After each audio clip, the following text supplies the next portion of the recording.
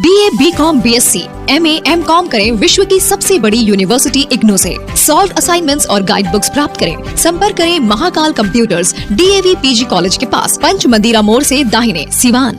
GIMS के मशहूर gastroenterologist, पेट, आंत एवं लीवर रोग विशेषज्ञ डॉक्टर ब्रजेश कुमार सोमन इंडोस्कोपी की सुविधा के साथ अब आपके शहर सिवान में भी। पता है JP नर्सिंग होम अड्डा नंबर 3 के पास।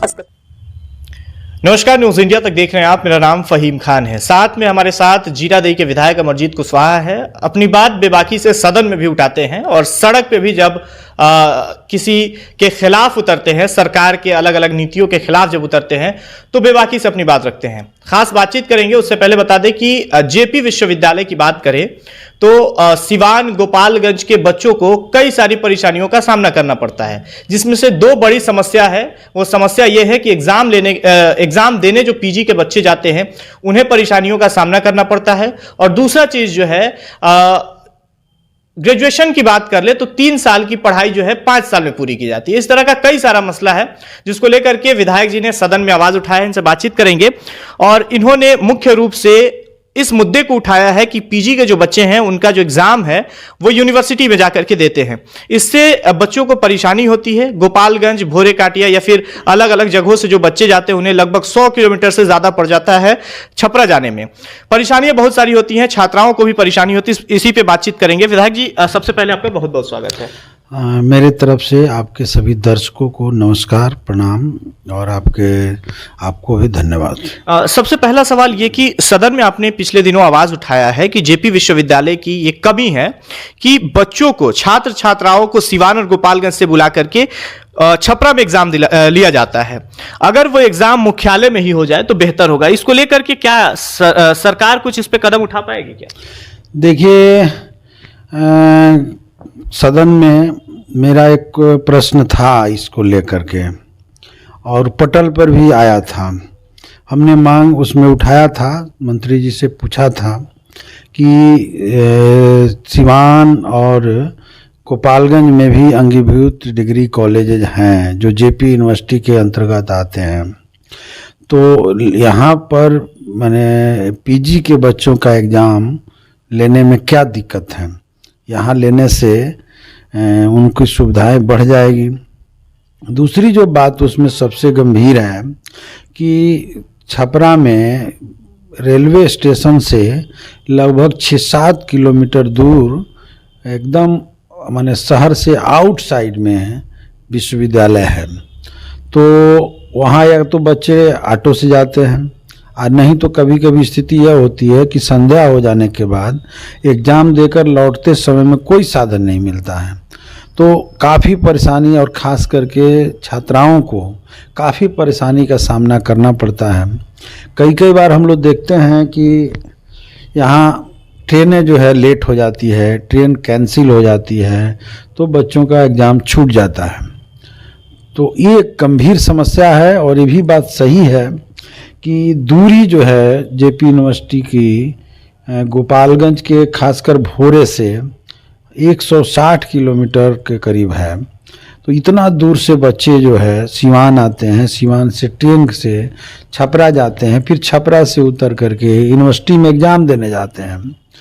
तो ये जो है काफ़ी परेशानियों का सामना करना पड़ता है। उनका समय भी बर्बाद होता है, उनके खर्चे भी। एक तो छात्र हैं तो छात्रों के पास पॉकेट में पैसे नहीं होते हैं, तो वो भी खर्च करना पड़ता है। और सबसे बड़ा खतरा यह है कि विशेष परिस्थितियों में एग्ज़ाम छूट भी जाते हैं। तो हम लोगों ने कहा कि मंत्री जी जो है इस पर व्यवस्था हो जाए कि जो सिवान और गोपालगंज के जो अंगीभूत डिग्री कॉलेजेज हैं, खास करके JP यूनिवर्सिटी के ही, तो उसमें एग्ज़ाम ले लिया जाए PG का। तो उन्होंने कहा कि विश्वविद्यालय एक स्वायत्त मतलब संस्था है, और वहाँ जो है वो नियम कानून जो है उनका अपना चलता है। विधायक जी, मंत्री जी जो जवाब दिए थे वो गोल मटोल जवाब दे रहे थे, तो क्या लग रहा है वो गोल मटोल जवाब से कुछ एक्शन हो पाएगा क्या? हमने तो साफ कह दिया भाई कि ये जो है सरकार है यहाँ बिहार, हम जो बात कर रहे हैं असेंबली में बात कर रहे हैं, अब इससे अलावा हम कहाँ बात कर सकते हैं। तो यहाँ सरकार को स्पष्ट जवाब देना चाहिए। विश्वविद्यालय ने प्रतिवेदन दे दिया तो इसको आधार बना करके उसी के बात को अब दोहरा रहे हैं। तो विश्वविद्यालय के जो लोग प्रतिवेदन दे रहे हैं वो तो बैठ करके वहाँ से दे रहे हैं, छात्रों की असली जो समस्या है उसको तो देख नहीं रहे हैं।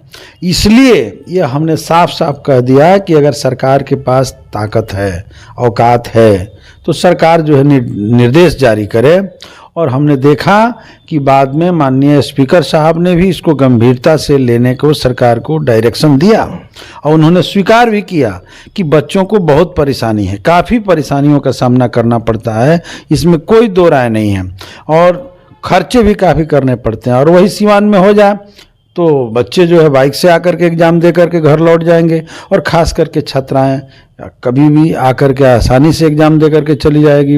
और हम लोग, ऐसा नहीं है कि ऐसा नियम है कि पीजी का एग्ज़ाम जो है यूनिवर्सिटी में होगा। हम तो वीर कुंवर सिंह विश्वविद्यालय के कई कॉलेजों में हमने देखा कि जिला मुख्यालय में हो रहा है एग्ज़ाम, और उसका बाज़ाब्ते हमारे पास प्रूफ भी है। उसके एग्ज़ाम का जो है पूरा क्या कहते हैं, जो जारी शेड्यूल जारी होता है, वो पूरा शेड्यूल में हमने देखा, वो भी हम कहेंगे तो सुपुर्द कर देंगे। तो मुझे आश्वासन तो मिला है, मंत्री जी ने कहा है कि हमसे जो भी संभव होगा हम कोशिश करेंगे कि एग्ज़ाम जो है। अच्छा, जेपी विश्वविद्यालय का सबसे बड़ा जो समस्या है, एक और समस्या है, यूजी और पीजी की बात कर ले तो वो टाइम पे पूरा नहीं होता है। इसके लिए क्या करेगी बिहार सरकार? कुछ कदम इस पे उठाएगी या फिर केवल आश्वासन ही मिलेगा विधायकों को? नहीं, अब तो ये ठीक हो जाएगा, इस पर बातचीत हो रहा है और हम देख रहे हैं कि इसमें प्रक्रिया भी शुरू हुई है। जेपी यूनिवर्सिटी का जो सेशन लेट का समस्या है, मगध यूनिवर्सिटी का भी था, पटना यूनिवर्सिटी एक सही टाइम पर चल रहा था, मुजफ्फरपुर यूनिवर्सिटी का भी है। तो बिहार के सभी यूनिवर्सिटीज में जो प्रॉब्लम है सेशन लेट चलने का, ये छात्रों के भविष्य के साथ बहुत बड़ा खिलवाड़ हो रहा था। और इधर नई सरकार बनने के बाद गंभीरता से इस पर बातचीत हो रही है। इस बार असेंबली में भी बातचीत उठी है और सरकार ने आश्वासन दिया है कि हम अगले बार, माने अगले साल का जो सत्र होगा उसको नियमित कराएंगे। पटना में मौलाना मजरूल हक यूनिवर्सिटी है। मौलाना मजरूल हक में भी इस तरह से देखा गया कि 19 से 22 वाला जो सेशन रहा वो 23 में एग्जाम हो रहा है, और एग्जाम होने के बाद अभी तक रिजल्ट नहीं आया, उसमें भी समस्याएं हैं। तो बिहार के लगभग तमाम विश्वविद्यालय की बात कर ले, पटना विश्वविद्यालय को छोड़ करके, क्योंकि कोरोना काल के बाद उसमें भी लेट हुआ था, 2, 4, 5, 6 महीने की लेट एग्जाम लिया गया, लेकिन बिहार के तमाम विश्वविद्यालय की यही स्थिति है। तो क्या लग रहा है, सरकार तमाम विश्वविद्यालय को सही करेगी या केवल जेपी यूनिवर्सिटी को? देखिए, एक बात तो साफ साफ पहले समझना चाहिए हम लोगों को कि विश्वविद्यालय में जो कुलाधिपति होते हैं वो राज्यपाल हुआ करते हैं। विश्वविद्यालय सरकार से थोड़ा स्वायत्त है, जानते हैं। तो इस स्थिति में सरकार बहुत कुछ विश्वविद्यालयों में हस्तक्षेप नहीं कर पाती है, कोई भी सरकार हो या शिक्षा मंत्री हो। लेकिन राज्यपाल चाहे तो सब कुछ कर सकते हैं। तो देश में जो सरकार हमारी चल रही है, नरेंद्र मोदी जी की सरकार है, और उन्हीं के भेजे हुए यहाँ पर राज्यपाल हैं, महामहिम राज्यपाल हैं। तो पहले जो राज्यपाल माननीय महामहिम फागू चौहान जी थे, तो उनसे भी हम लोगों ने कई बार कोशिश की है बातचीत करने का।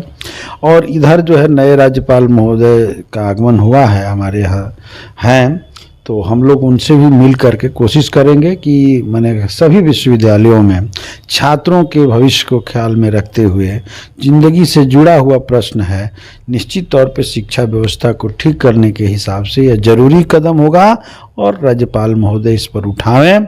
हम सरकार की ओर से भी आपको आश्वस्त करते हैं कि सरकार इसमें पूरी प्रयास करेगी कि राज्यपाल से मिल करके इसको ठीक किया जा सके। विधायक जी लगातार एमएलसी चुनाव को लेकर के जनसंपर्क कर रहे हैं, लोगों के साथ बैठक कर रहे हैं, सोशल मीडिया पे भी बड़ी एक्टिव रहते हैं।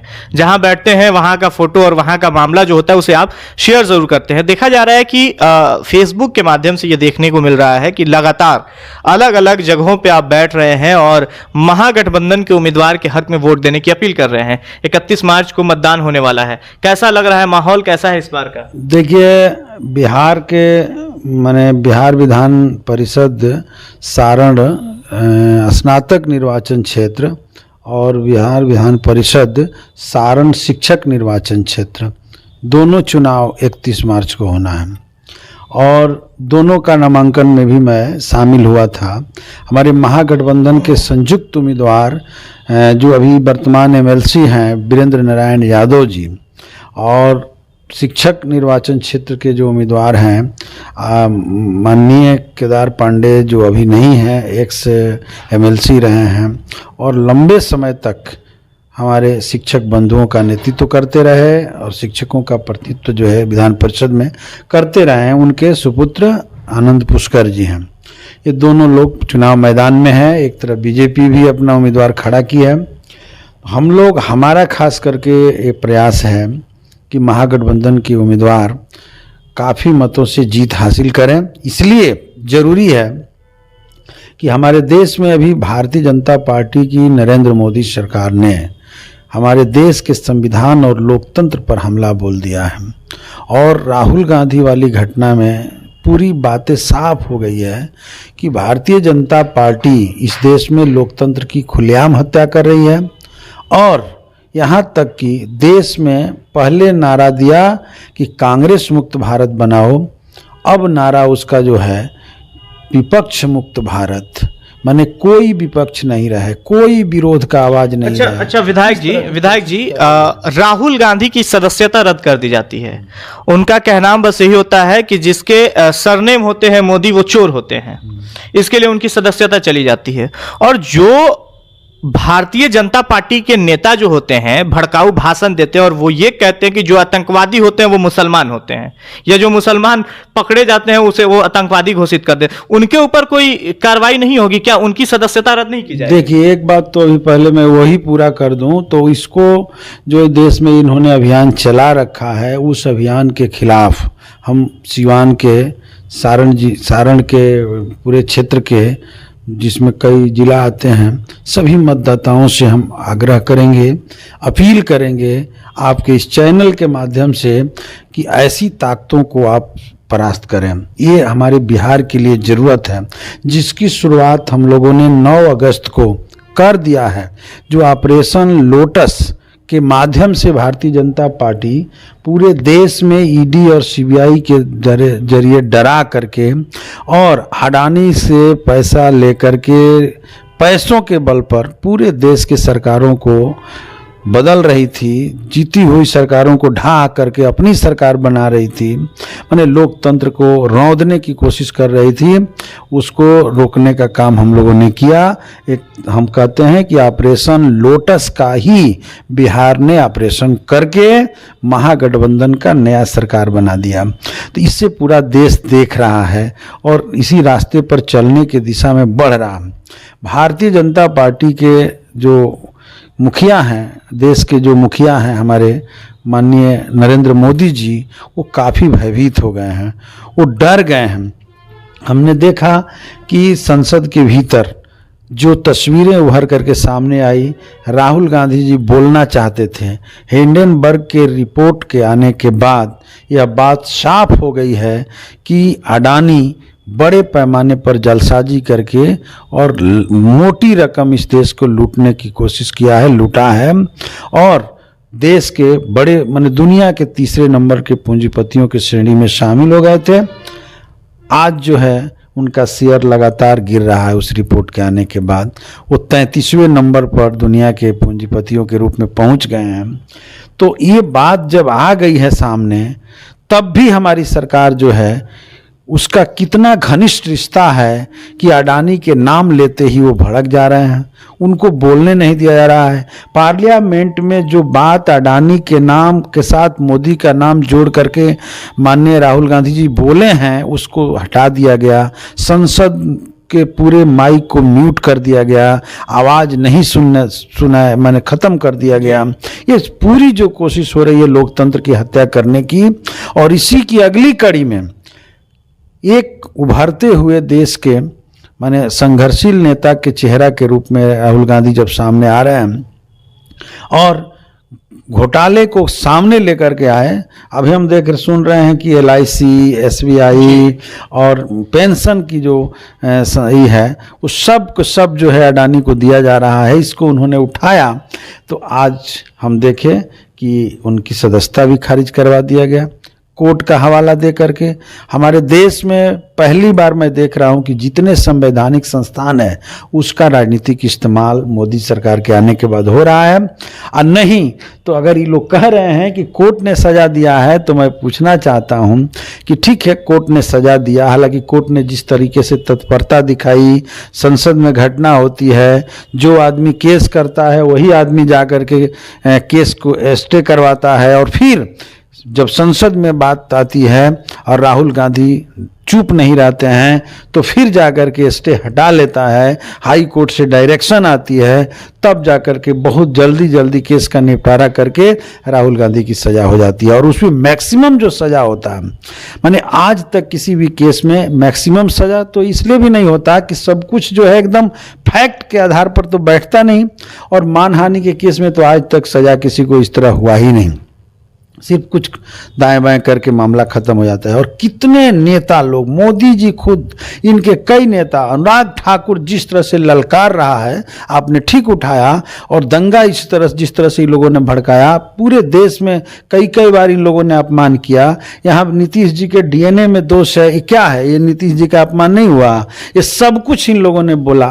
हम लोग सब लोगों पे कार्रवाई नहीं हो रही है। बता रहे हैं कि हम लोगों ने इसको, भाई राजनीति में थोड़ा तंज कसना, एक दूसरे पर कमेंट करना चलते रहता है, लोकतंत्र की ये खूबसूरती है। लेकिन भारतीय जनता पार्टी ने इसको द्वेषपूर्ण तरीका से इस्तेमाल करके न्यायालय का, एक तरह से कहिए संस्थाओं, संवैधानिक संस्थानों का इस्तेमाल करके अपने ही राजनीतिक हित में और काम करवा दिया। खैर जो हो, सजा हो गई। सजा के बाद भी इतने बड़े जो संसद के अंदर प्रतिपक्ष के नेता के रूप में हैं माननीय राहुल गांधी, तो इतनी क्या जल्दी थी कि 24 घंटे के अंदर सारी प्रक्रिया पूरा कर ली गई, जबकि कई दिन लगते हैं प्रक्रिया का मौका दिया। इससे ये लग रहा है क्या कि मोदी सरकार और मोदी ग्रुप जो है वो डर गया है? हाँ बिल्कुल। देखिए, कोई भी तानाशाहों के बारे में तो यही है कि तानाशाह जब डरते हैं विपक्ष पर हमला तेज करते हैं, पुलिस को सामने ले आते हैं, संवैधानिक संस्थानों को सामने ला करके लोगों को दबाने की कोशिश करते हैं। लेकिन इतिहास इस बात का गवाह है कि जब दबाने की कोशिश की गई है, न्यूटन गति के नियम के अनुसार क्रिया के विपरीत प्रतिक्रियाएं होती है, जनता खड़ी हुई है, और ऐसे हिटलरी तानाशाह को किसी भी देश की जनता बर्दाश्त नहीं किया, उसका सत्यानाश हो जाता। चलिए आखिरी सवाल, आगामी 2024 को देखते हुए भाजपा जो है वो बिहार में नया प्रदेश अध्यक्ष दिया है, सम्राट चौधरी को प्रदेश अध्यक्ष बनाया गया है, और लोग अब सोशल मीडिया पे ये कह रहे हैं कि बिहार के सदन में अब एक दूसरा योगी आ गया है। देखिए भाई, योगी का क्या रिकॉर्ड है? उत्तर प्रदेश में बुलडोजर चलाने का रिकॉर्ड है, लोकतंत्र की हत्या करने का रिकॉर्ड है, गरीबों को उजाड़ने का रिकॉर्ड है, डेमोक्रेसी पर हमला करने का। जब एनआरसी सीए के मूवमेंट चल रहा था, योगी ने क्या किया? नौजवानों को जेल भेजवाने का काम किया। मैंने पहली बार देखा कि मूवमेंट चलन करने वाले नौजवानों को, लोकतंत्र में संविधान हमें बोलने की आजादी देता है, आंदोलन करने की आजादी। उस वक्त नौजवानों को जेल में डाला जा उसे जेल में डाला गया, उनको आतंकवादी के जिस तरह से श्रेणी में हाँ, जैसे उनका पोस्टर लगा करके प्रचारित करके उनको बदनाम किया था, उस तरह से पोस्टर लखनऊ के दीवारों पर लगा करके उन्हें बदनाम करने की कोशिश की गई।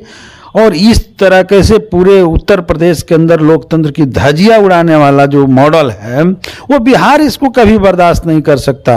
और एक कोशिश इन्होंने बिहार में किया, और ये भी कोशिश किया कि बिहार के सत्ता में हम आ जाएं एमएलए को खरीद करके। लेकिन बिहार में लोकतंत्र की धरती है, लोकतंत्र की शुरुआत इस बिहार के धरती से हुआ है, लोकतंत्र की रक्षा किया, और बिहार के एमएलए ने उनको क्या लग रहा है, ये भाजपा सरकार जो है वो महागठबंधन की सरकार से बिहार में डरती हुई नजर आ रही है क्या?